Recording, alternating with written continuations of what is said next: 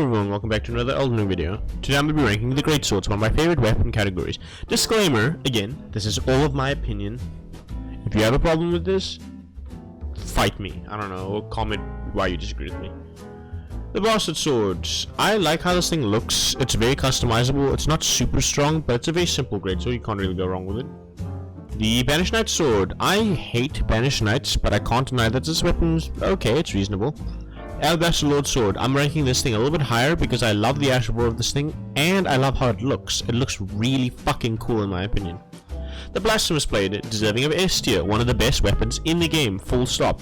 It's a little goop sword that steals health and does a lot of damage, that's it. The Claymore, one of the best starter weapons in the game, I'd argue.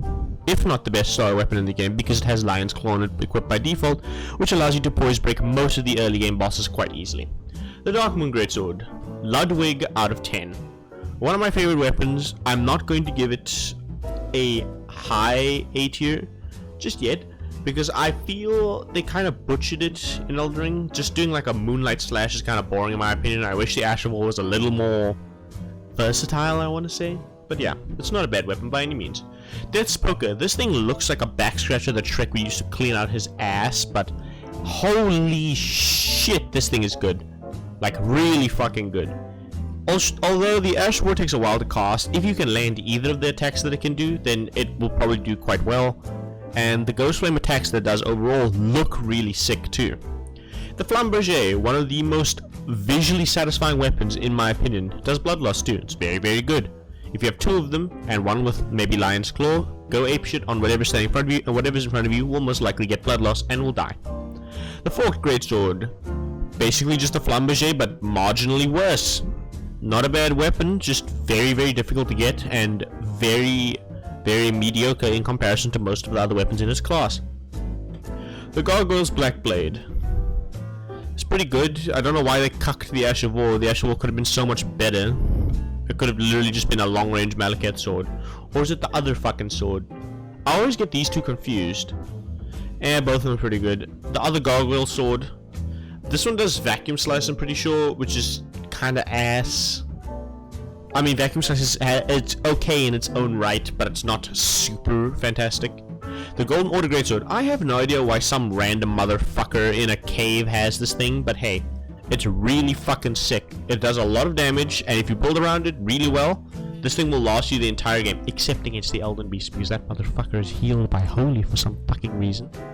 Anyway, Health and Steeple. This thing looks like a spaceship, and Ruinous Ghost Flame, although it's not really like a super offensive Asher Wall, like it won't do tons of damage, it's nice to have that bonus frostbite build up. Also, this thing looks insanely good. The little red tip at the end that glows, shit looks cool as fuck.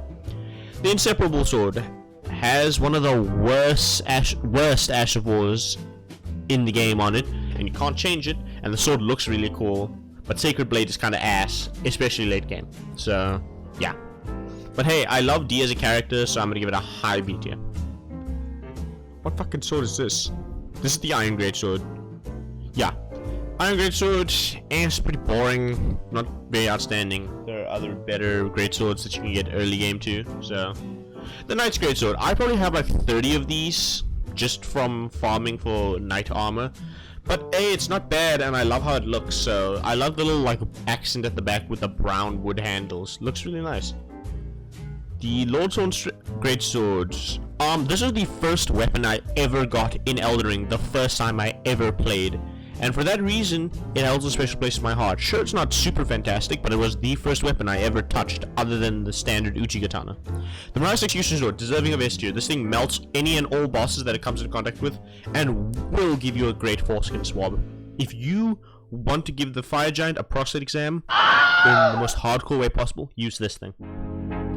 Ordovis's Greatsword. It's a mighty big pain in the ass to get, but it's by no means a bad weapon at all. In fact, I'm going to give it S tier, just because Ordovis's Vortex is an incredibly visually stunning Asher Wall, does a decent amount of damage, and I just love how the sword looks because of that brown aesthetic, and it pairs weirdly well with any of the other Holy Greatswords. Like evil and good kind of vibe going on. The Sacred Relic Sword. It is made out of Radagon's limp dick, and it's the ultimate rune farming method weapon. You really can't go wrong with it at all. So I'm gonna give it a high A tier. The Sword of Milos. A lot of people don't realize how good this thing is and how fucking sick it is. It is literally fashioned from a giant's backbone. I don't think anybody realizes that it also does blood loss. And the Ash of War, Shriek of Milos, debuffs enemies, buffs you, and gives it unique damage and attacks. I don't know why not a lot of people use this weapon. I just think people are a bit lazy to do the Dung Eater's quest. But this weapon is, in my humble opinion, really fucking worth it. So yeah, that's my Greatsword tier list. If you like this video, please like and subscribe. It really helps me out a lot. And if you want to see more of these kind of videos, then I'll see you guys next time because I'll be uploading soon. Yay, goodbye.